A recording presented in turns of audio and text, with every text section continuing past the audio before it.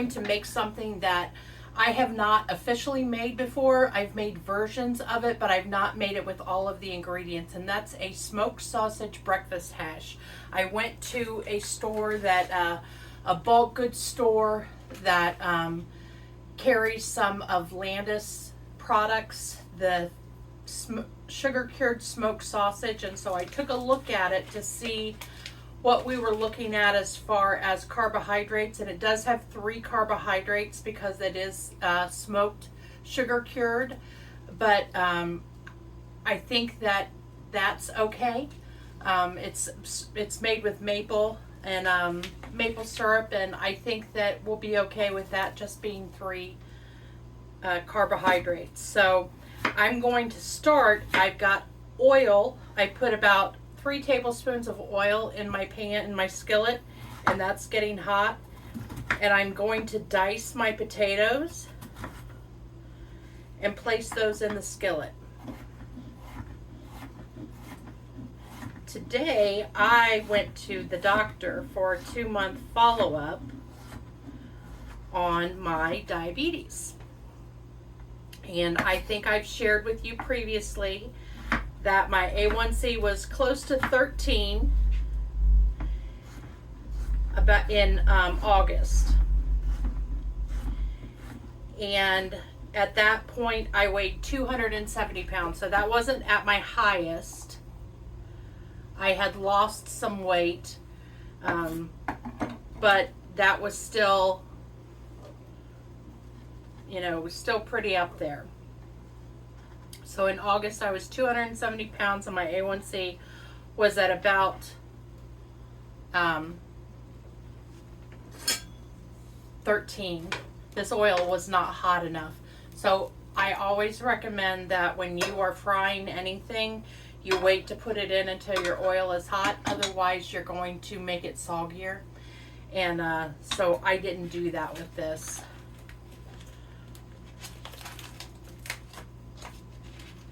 So anyway, my A1C was almost 13 and I weighed 270 pounds. And then 2 months ago, I went back and my A1C was 8. And I weighed, this is going to require math. So let me just tell you what it was today. So today I went 2 months later and my A1C was 6. And since 2 months ago, I lost 14 pounds. So 14 pounds in 2 months. And at the doctor, I weighed 236, where I've been weighing 232 on my scales in the morning before when I first get up. So we're going to slice this into thin slices, the smoked sausage. And we're going to use about a cup of smoked sausage. So I went from 270 down to 236 in 4 months. And that's a combination of a lot of things. So that's not, I had a medication change. I'm still on insulin. I started walking at the Y. And I obviously started making foods that I should be eating. So I shared with her, she asked if I had had an eye exam this year, and I shared with her that I did. I actually had 2, and that at my most recent exam, I went because my vision was changing so much, and it was changing for the better. As my A1C went down, my vision improved. So she was very pleased with me. I was very pleased with me. I took pictures in their bathroom. So I'm going to I'll post a picture on Instagram of what I was when I started the journey and what I am today. And I'll tell you, when you lose that weight, even though I'm still far from any kind of goal weight, it makes you feel so small. I mean, it makes you feel like you obviously just look completely different. So it always shocks me if it's the first thing someone says to me is that, oh my gosh, Kim, you've lost so much weight. Because it makes me wonder, do they not see, you know, and maybe it's just that, I don't know. Maybe it just feels like a lot because I know what it feels like to be 46 pounds lighter. I know what it looks like for me. I know that I've gone from a size 24 in my jeans to a size 20, and that's huge in my opinion. So anyway, I was very excited about that, and they asked me what I was doing, and so I shared that I'm doing this. I have this channel, and I'm making diabetic friendly recipes and sharing my journey with all of you, and that's really so much of what encourages me every day to keep making the right choices. I said that I was the poster child, I was the example of everything that could go wrong if you don't manage your diabetes. So I started having neuropathy, and I had the vision changes. I had overall just fatigue and not feeling well. I had gastro issues. And then once I started managing what I was eating, added exercise, and I'm not even at where they would like me to be with exercise. The goal is 5 times a week, 30 minutes, or the equivalent of 150 minutes. And I'm typically only squeezing in 3 times a week, around 30 minutes. Sometimes I can get up to 45.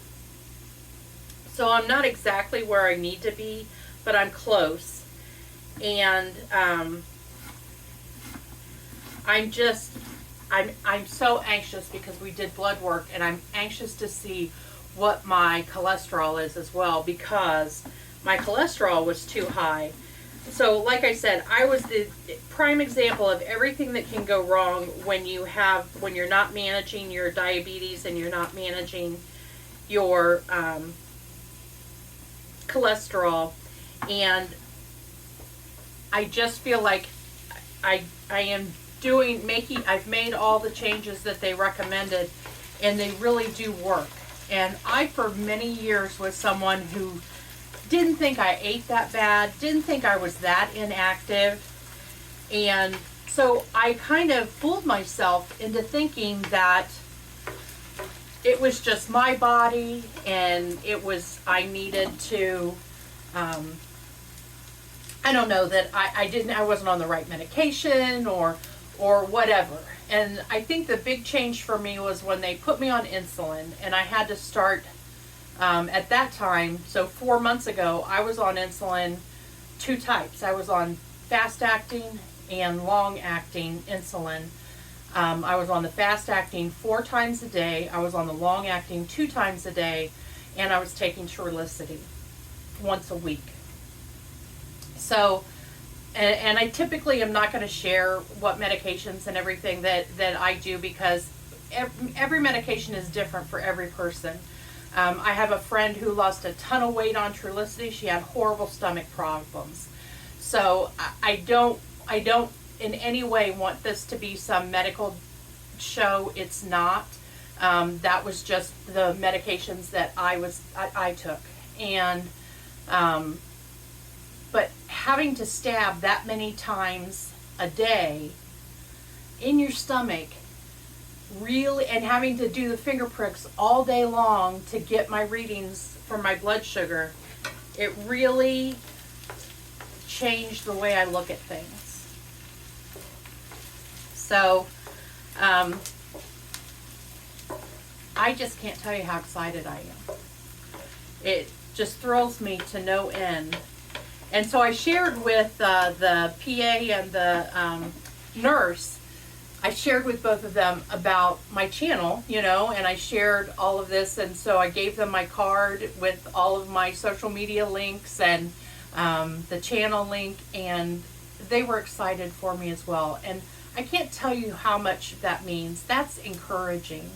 And I wish that, I don't know where this is going to go. I'm doing it because, as I mentioned, when I first searched for YouTube videos on diabetic friendly recipes, what I found were nutritionists who were small, all looked like they had not struggled with their weight, and that may be an assumption, but they were doing very well as far as what they ate, and I didn't see a lot of people who were trying to make changes, trying to make difficult changes, because it is very, very difficult to go from foods that are fast and easy. Let's admit it, fast food is easy. Sweets are easy. We can get them readily anywhere we go. We can go to any drive-through and get all that we need. We can't go through every drive-through and get a salad with a piece of whole fruit and a water.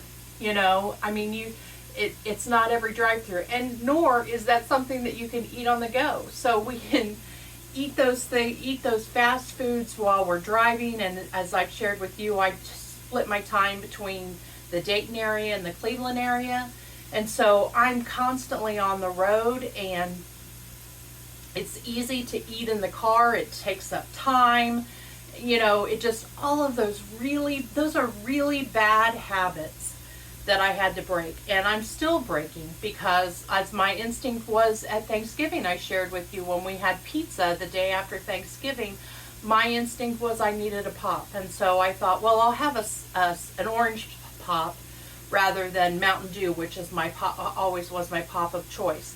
Well, they have the same amount of carbohydrates. I just wasn't feeding the addiction of the Mountain Dew, which probably was positive, but otherwise, they have the same amount of carbohydrates. I wasn't saving anything sugar-wise or calorie-wise by drinking that orange soda, and my instinct was to have a pop with pizza. So, anyway, I just wanted to share with you how exciting that was to go to the doctor and be encouraged like that, and it was just phenomenal. And I wish, I don't think that I want to lead a support group or anything like that, but I wish there was a way to meet with you folks and talk about the struggles that we're having, and how to make yourself want to cook at the end of a work day. I mean, that's still the biggest struggle for me. I'm going to dump this towel. I'm making a mess. But that's still the biggest struggle for me, is how can I, at the end of a work day, and I mentioned I work 10 hours, so how can I encourage myself to go and fix something and then eat, and I'm not up for that many hours before I go to bed and start it all over again the next day, because I start work at 6 o'clock. And I just wish that there was another way, and maybe eventually we'll get to the point where we're talking about these things in the comments on the videos. And I encourage you to share your journey with me and with others. Share your encouragement, share your discouragement that you're feeling or experiencing. Share those things in the comments, and we can just work together. You may not be as big as I am. You may just have a few pounds that you struggle with maintaining, keeping those off. You may have more weight to lose than I do. You may not think that changing your lifestyle to this degree is doable. You may think you may be on a very fixed income, and sourcing foods that are healthy is a lot more expensive than sourcing foods that are not healthy. And that's part of the problem in this country. So I'll get off my soapbox, but I just think it would be so awesome for us to start having those conversations in the chat and or in the comments on the videos. I want to have the opportunity to encourage you and let you know that I'm not something special. I am 54 years old, and I didn't listen for all of those years. I have only been heavy for 28 years of my life. Well, 30 years, I would say. 30 years of my life, I have been plus size, and ranging from my normal size that I was most of my adult life was a size 20. But then I went all the way up to my shirts. I was in a 4X. I carry my weight in my stomach. I'm big all over, which has been a benefit for me. But I got to the point where my weight was very much in my stomach, just like my mom. My mom was not fortunate in that she was petite. So she was short and had a small build. And so it was hard, very hard for her when she got heavier. And whatever words you choose to use, I know everyone chooses different words to describe themselves and their journey. I will honor those, whatever words that you decide that you want to use to describe yourself or your journey. And I ask that in the comments, if you are or you're having a conversation and someone doesn't use those words, just honor that. Because I don't like the word fat, but I know a lot of young people prefer that word. So I'm going to add in 6 eggs that I've added a little bit of water to. So we have in here 1 potato. So we used 1 potato diced. We used about 1/4 of an onion diced. Fried those up. Then we added, it's less than a cup of the smoked sausage, so you could do that to taste. My recipe, when I ran this through the calculator, I said I would use a cup. So if you're a little under, you're fine. And then I'm going to use my favorite cheese for this kind of thing, which you can use whatever you want. I know that I am unique in this being my preferred cheese, but I like Kraft Singles in this kind of egg, potato, meat hash. And so I'm going to use Kraft Singles, but you could use shredded cheddar, shredded mozzarella, shredded Swiss. Gouda would be lovely, Asiago. Can you tell that cheese is one of my favorite things? I do love some cheese.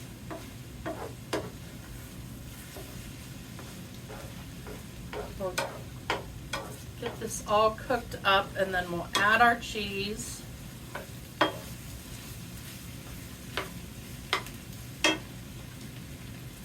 I didn't bring a plate over, so I'm probably going to try this straight from the skillet. But we're family and friends, right? So I can do that.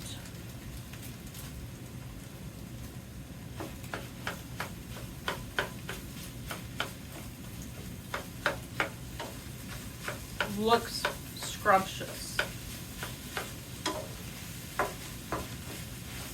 The next breakfast that we're going to make, I found a recipe for, I don't know if it's a frittata or a quiche, I don't remember. But if it's a quiche, I'm doing it crustless because if you recall, we did a quiche with a crust, and I just personally did not find it worth the carbohydrates. And that's saying something because I'm a bread girl through and through. But I didn't find it worth the carbohydrates to have that crust. It felt kind of dry.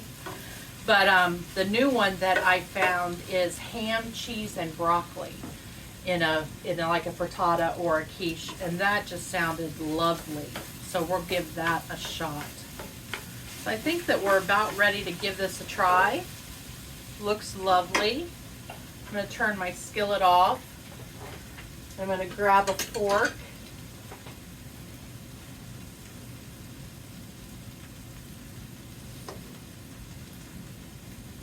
It's very hot.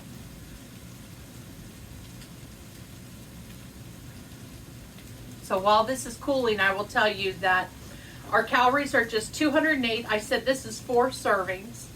So our calories are just 208 calories, 12.7 grams of fat, but we're looking at having sausage and cheese, both have fat in them. So I don't think that's horrible. 10.6 grams of carbs, but 1.2 grams of fiber.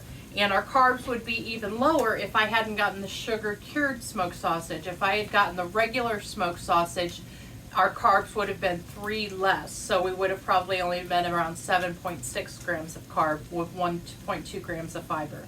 We're at 13.4 grams of protein.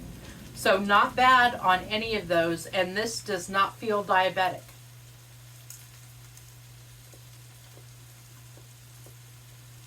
Yum.